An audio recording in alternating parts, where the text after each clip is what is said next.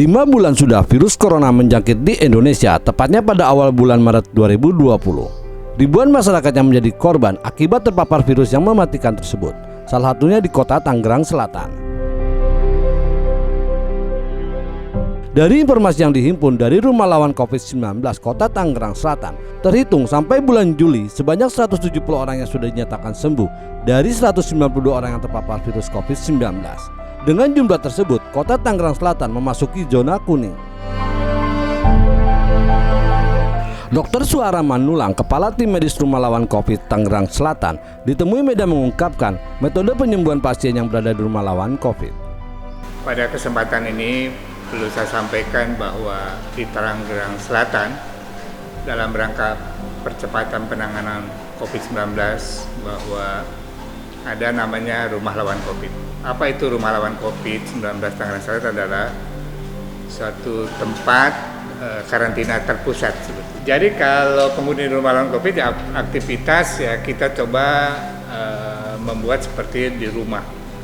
Ya, karena namanya Rumah Lawan COVID karena Ibu Wali Kota ingin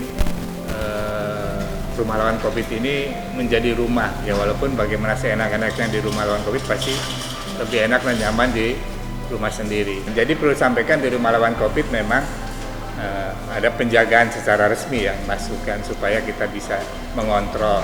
Tapi di dalam kawasan Rumah Lawan COVID juga kita buat zona, kan ada zona hijau yang cukup dengan pakai masker aja, zona kuning, masker dengan sarung tangan, handscoon. Tapi zona merah itu harus APD lengkap. Kita 2 kali sebetulnya yang rutin ya, Senin dan Kamis. Itu istilahnya buka poli, dan juga ya saya sebagai penanggung jawab juga seminggu sekali ya turun di aula, kita diskusi, kita mendengarkan keluhan mereka apa, dan juga kita ada relawan 2 psikolog yang akan menangani jika ada ya pasien-pasien atau penghuni Rumah Lawan COVID yang terkena secara psikisnya. Pasien yang boleh dirawat atau penghuni di Rumah Lawan COVID ini sampai tanggal 28 Juli ini ada 192 orang dan sudah sembuh atau pulang ada 170 orang. Yang dialih rawat ada 19 orang ke RSU Tangerang Selatan, dan dari 19 itu ada 13 orang yang sudah pulang sembuh. Jadi tinggal 6 yang masih dialih rawat di Rumah Sakit Umum Tangerang Selatan. Karena kita ketahui bahwa dalam penyembuhan COVID-19 ini kan antibodi. Jadi antibodi perlu ada satu hal yang positif yang bersangkutan. Menurut dirinya, guna mencegah penyebaran COVID-19, ada 5 standar dari 3 protokol kesehatan yang sudah diterapkan pemerintah. Ya saya perlu sampaikan pada saat ini kepada masyarakat luas bahwa sekira 3 standar ya. 3 standar, ya saya kira pakai masker. Ya jangan dipaksa lah oleh PSBB ya. Kita pakai masker lah, untuk kesehatan kita juga jangan menularkan ke orang lain. Cuci tangan kan lebih bagus ya. Kemudian tadi jaga jarak ya, tetap ya jaga jarak. Nah, kemudian itu 3 ya, ada 2 lagi. 2 lagi walaupun ini dari saya ya, artinya bahwa ya kita juga ya kemungkinan tertular kan bisa. Ya kalau disiapkan terlalu ini kemungkinan tertular. Jadi ya karena kita kan ingin hidup normal lagi ya. Kita ingin beraktivitas normal lagi yang kita tidak tahu ya. Yang teman ngobrol kita, teman kita ketemu itu mungkin OTG kan itu. Kemudian kita tertular. Nah, tapi yang kelima jika memang tertular mari kita bantu. Ya, bantunya adalah dorong secara positif.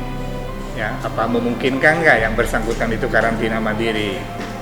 Kalau bisa karantina mandiri, ya jangan terlalu inilah lockdownnya begitu, ya rumahnya sampai di, ya kalau bisa dibantu tidak keluar, misalnya bisa difasilitasi kebutuhan sehari-hari. Ada beberapa tempat sudah melakukan itu. Seperti kita ketahui bahwa COVID-19 ini berdampak psikis. Ya kenapa? Karena ya kalau bahasa gaulnya jadi parno ya, ketakutan berlebihan begitu. Ya kalau kita dengar COVID, tetangga kita kena COVID, Ya jangankan nyentuh pagernya ya, lewat depan rumahnya pun kan kita pantau. Nah ini yang menyebabkan itu banyak yang secara psikis terkena.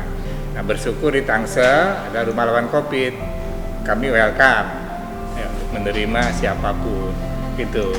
Nah jadi tadi saya katakan di rumah lawan COVID ya semua udah difasilitasi. Kekhawatiran para pasien yang berada di rumah lawan COVID-19 bukan hanya karena virus tersebut, melainkan ketakutan pasien terhadap keluarga terdekat yang terpapar virus oleh dirinya sendiri. Jadi kalau yang saya dari sekian yang secara psikis yang dialami itu adalah itu merasa bersalah dia menularkan ke keluarganya, terutama jika anaknya kena. Itu sangat berat sekali sebagai orang tua, apalagi ibu-ibu gitu. Nah dari sekian tadi itu yang psikis yang terjadi itu yang sangat berat. Obatnya antibodi ya, walaupun sekarang banyak obat virus kan belum bisa terbukti kan gitu kan.